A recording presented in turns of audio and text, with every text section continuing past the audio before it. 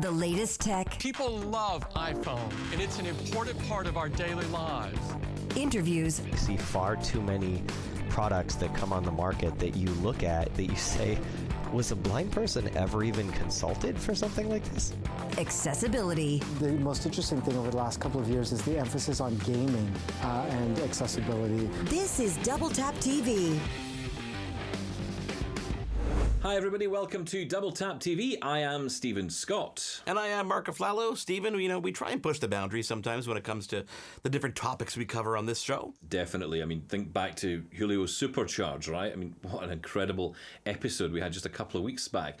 Who would have thought we could talk about cars on this show? Or use Becky's R for an example. We threw the format out the window and we spent a little bit more time than we would normally getting to know her and at the same time understanding how technology impacted her life and, more importantly, her journey. Exactly, and today we are venturing outside our comfort zone a little bit again, following a recent announcement from Amazon. Let me tell you what caught our attention, because the title was the one that really set it apart, and it said, starting today, Amazon and Cochlear help make entertainment more accessible. So think, when I see the word accessible, obviously my spider senses perk up, and I definitely want to pay attention, and in this case it did. So, Stephen, you've heard of Cochlear, right? Absolutely. I mean, they're one of the leaders when it comes to hearing implants and hearing aids. Well, now thanks to this collaboration with Cochlear, actual users of the hearing aids and the implants, specifically of their Nucleus 7 and 8, their Nucleus Kanso 2, and the Baha 6 Max, I'm getting this all right, hearing aids, they can connect directly to their Fire TVs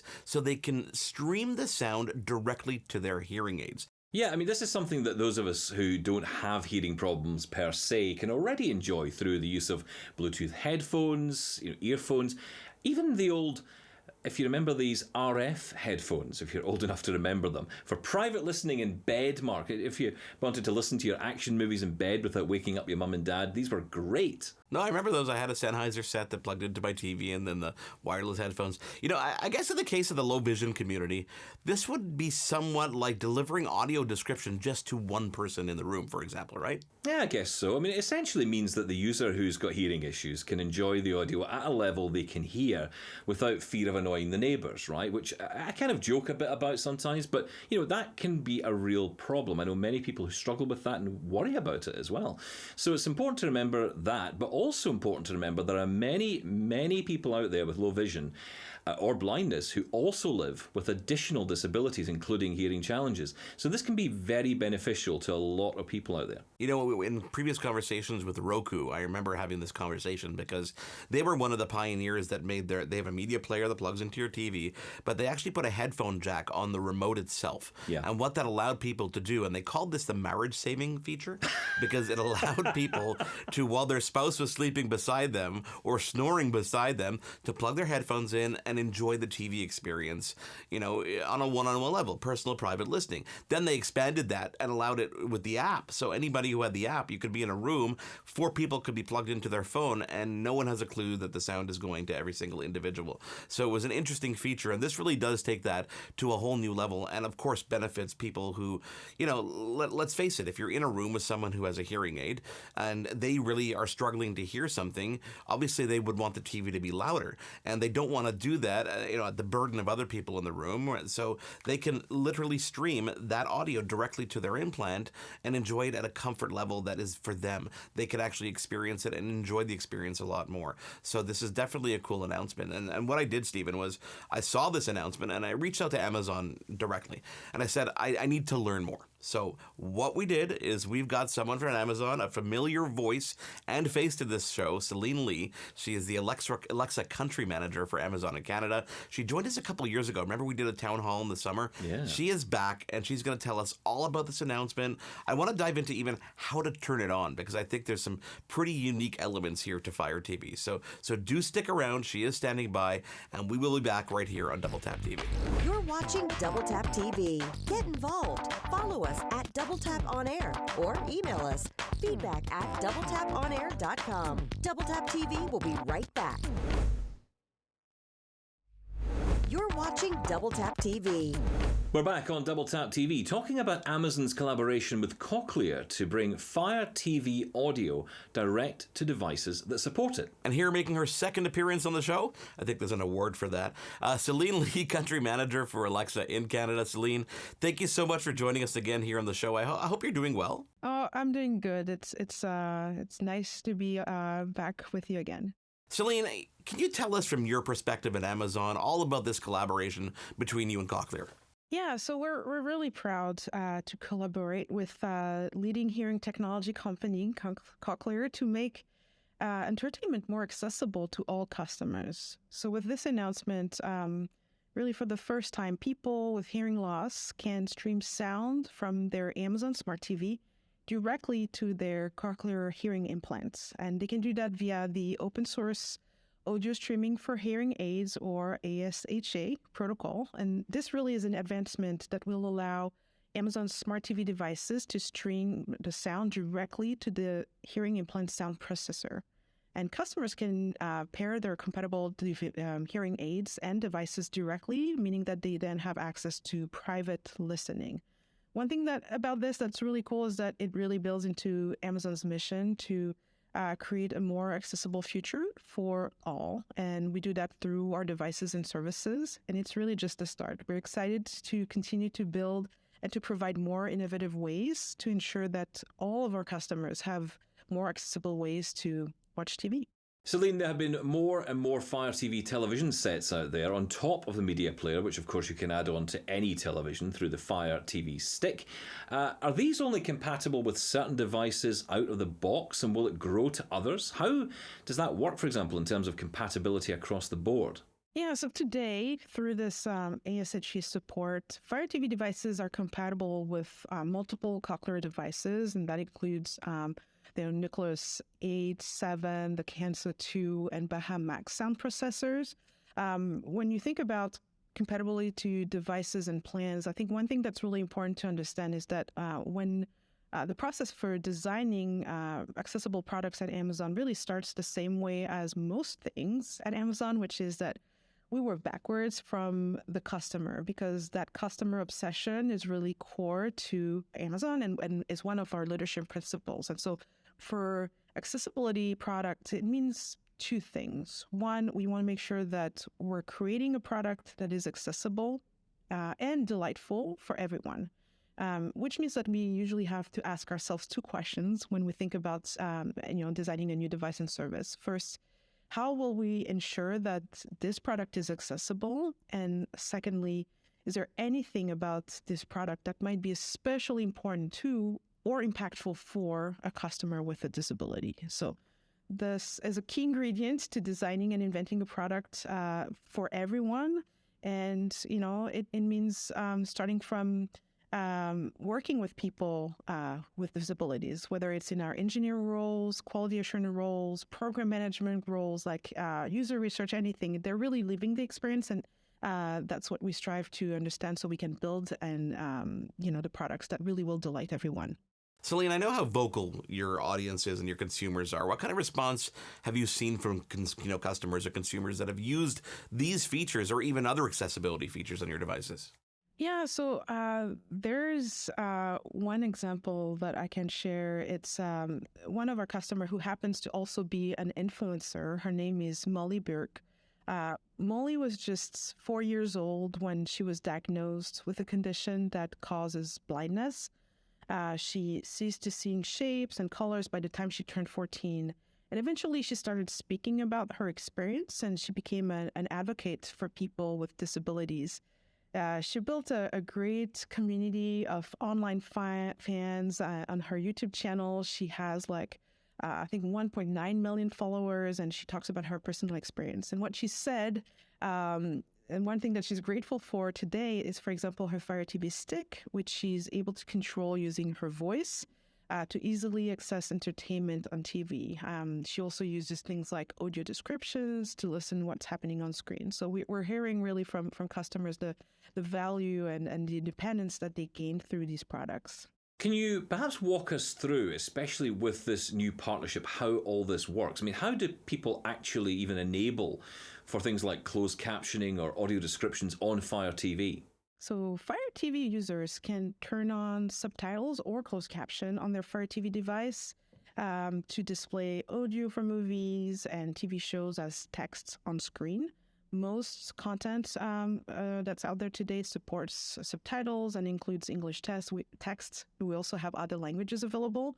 To do that, users can enable either while they're watching Prime Video or, whether it's a movie or show, using the device accessibility settings. So there's a full guide on the accessibility features for Fire TV that's also available on our website with step-by-step instructions. But it's fairly straightforward. You search for turn on subtitles or turn on closed captions on Fire TV, and you'll get all of the instructions. So what about on the hearing aids themselves? Is it as simple as pairing a Bluetooth headset with a smartphone? So to pair a hearing implant sound processor and a Fire TV device, customers can visit the Fire TV settings. They will navigate to accessibility. You'll select hearing aids and follow the on-screen instructions to connect them. I think what's important to know is that for an optimal experience, we recommend that customers be within 3 meters or 10 feet of the Fire TV device and also in line of sight of the device. It's also best to be connected over a 5 gigahertz Wi-Fi network.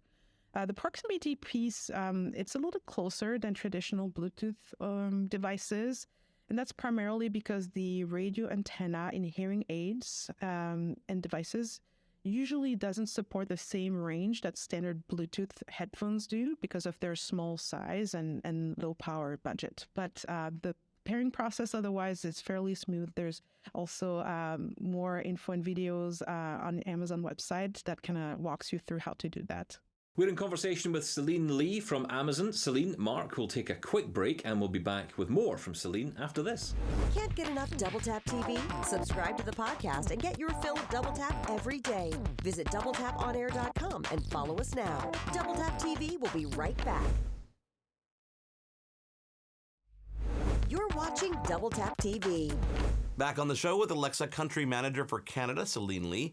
Not her first appearance, as I've mentioned a couple times. She was with us a couple years back, Stephen, for a town hall that we did. That's right. Now, Celine, I'd hate to bring you all the way out to do our show again and not ask about AI. I think somehow artificial intelligence is making its way into every show we've been talking about this year. But the Amazon Echo really was our first experience with AI, and it predates things like ChatGPT and Bing AI by many, many years. So I'm curious what your customers are telling you and what kind of feedback you're getting, especially on the accessibility side, about using a voice-controlled smart device. Yeah, that's a great question. And, Alexa was born almost 9 years ago now. It's become an extremely accessible tool, thanks primarily to the power of voice technology. It's really this natural interface for customers, particularly who are blind, have low vision, but it's also incredibly powerful for customers who have motor or mobility impairments. And in my role, I get the opportunity to hear from customers from all ages, different abilities about how Alexa has fundamentally improved or simplified their lives. So a few examples that we've heard is, for example, customers who became a customer who became quadriplegic and shared how Alexa on Fire TV is a life-saving product because they can now independently watch TV without assistance from their family. And that's super powerful, something that, you may not think about if you're not impacted by something like that. We also hear from customers who are blind or with low vision about our Alexa show and tell feature where, they can hold up an item, like a pantry item to an Echo Show, and Alexa will tell them what it is. Another really incredibly useful feature. And then, we hear more broadly about features like hands-free Alexa calling and drop-in, which lets customers check in on loved ones, or, using reminders to stay on top of appointments, medications, bills.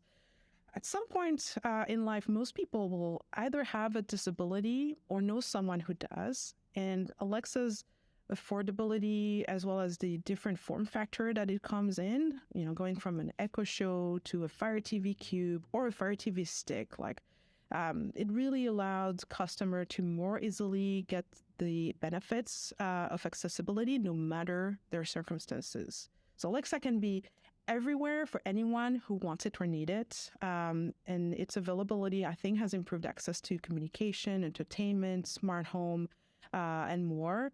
The power of voice that Alexa offers really opens possibilities and new experiences. And we want to continue to invent to make Alexa even more accessible. Celine, before we let you go, I want you to look in your crystal ball. I know you've got one there. And tell us a little bit about the future. Are there other companies similar to Cochlear that reach out to you and try to work their services into your existing products? What can you tell us without giving away all your trade secrets? It's just us here. You can tell us. Amazon's mission is to build a more accessible future for customers through our devices and services. And this collaboration with Cochlear is really just a start. We're really excited to continue building and providing more innovative ways to make living simpler. And so we're excited for future partnerships. Celine, are you surprised anymore by the way in which people are using their smart speakers? You know, I've heard stories of people getting very creative and more extreme in their usage, like, you know, putting Alexa everywhere in their home, controlling every aspect of their smart home.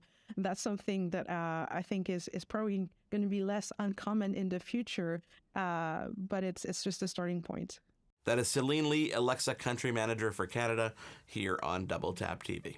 Marc, it's so great to hear companies like Amazon adding features like this. You know, it's fair to say they don't get everything right when it comes to accessibility, but, you know, they do try and they do listen to their customers. You know, I say it every day on my radio show, but it is so important to send your feedback into companies like this. Otherwise, they'll never know the problems. Yeah, I mean, you can send your feedback to us, too, if you want. Feedback at doubletaponair.com, and we'll relay that for you if you want. But, Stephen, I'm curious to see when we're going to see a lot of these AI announcements make their way into smart speakers and services. Okay? We've had the Amazon Echo, we've got Siri on iOS devices, we've got Google Home, yet we have not seen, other than do-it-yourselfers, there are plenty of people out there who are trying to figure out a way that they can call upon ChatGPT through Siri, for example. But there's no official announcement, and I think whoever does it first, and I'm surprised it hasn't happened yet, is gonna really get a head start out of the gate. You know, as you say, smarter people than me have already done this with Siri in particular. No surprise, really, because it isn't exactly the smartest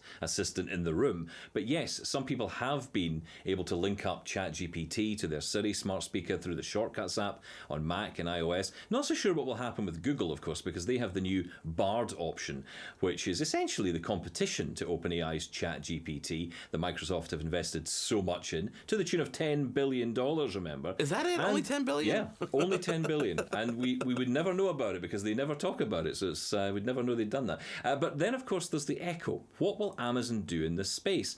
And I think it's important to put this into some kind of context, right? Because there's so many job cuts happening across the tech industry at the moment. It's hard to know what's coming next, but for sure the interest and the capability of GPT and Bard to some degree has shown that it will bring many benefits when it does come. You know what really excites me about all this AI technology and when it's going to make its way into these speakers is just the conversational nature of how it works. Being able to really just speak natural language, ask it a question, and it really does decipher and understand what's going on. And we're seeing this across the board, and we're seeing, you know, this natural language approach help incredibly in so many different sectors. And accessibility, as you and I have talked about, and we've talked about a lot of our guests, I think only has room to benefit immensely from the power of that natural voice interaction. Absolutely. I mean, look, it's as simple as this, right? If you can have a simple conversation with a device and you do not have to think about the question you're asking. How many times when we got our Amazon Echo did we have to remind ourselves of the right question to ask? That's all going away. You don't need to do that anymore. And on top of that, you're getting answers that are understandable, that are clear, and in Bing's case in particular with Microsoft, we're getting cited sources as well, which is really important in all of this, because of course the authenticity and the realistic nature of the information we're getting is important, right? We don't want to be given a whole lot of fake news, and there's enough of that flying around. So we have to be, mindful of that. And Microsoft have said they're committed to making sure that their products are responsible, that AI is going to be responsible. I think that's a bit of a challenge for these companies, really. But that's another part of it. It's not just about the information and the way we get the information, it's that the information is accurate. Yeah, you almost kind of need to police it, but not police it at the same time. And how do you do that appropriately? What is the right way to do it? And this is why there are groups out there. I mean, there's a petition going around with Steve Wozniak, the co-founder of Apple's signature on it, and Elon Musk, big names who want AI and the research and everything that's being released to just stop for a second, take a step back, look at it responsibly, and then continue. And I can't necessarily disagree with that, but other people definitely have different opinions about it. Well, I would say this, just also remember, and perspective is always interesting in this, there was a time when Elon Musk had shares in OpenAI. He no longer does. So you might wonder what his intentions are by asking OpenAI to pause. Is it to allow them to catch up? Possibly. Yeah. Well, Stephen, that's our time for today. Thank you so much for, of course, being here. Celine Lee, thank you for being here. And everybody on the show, again, if you want to get involved, well, here's how to do it. We'll see you next week on Double Tap TV.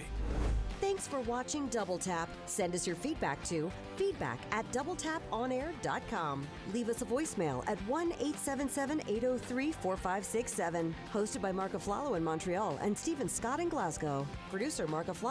Editing and graphics Jordan Steves. Voiceover Anna Vicino. Social media Wendy Kaufman. Integrated Described Video Specialist M. Williams. Supervising Producer Michelle Dudas. Manager Programming AMI TV Lizanne Gagne. Director Content Development and Production Karen Nye.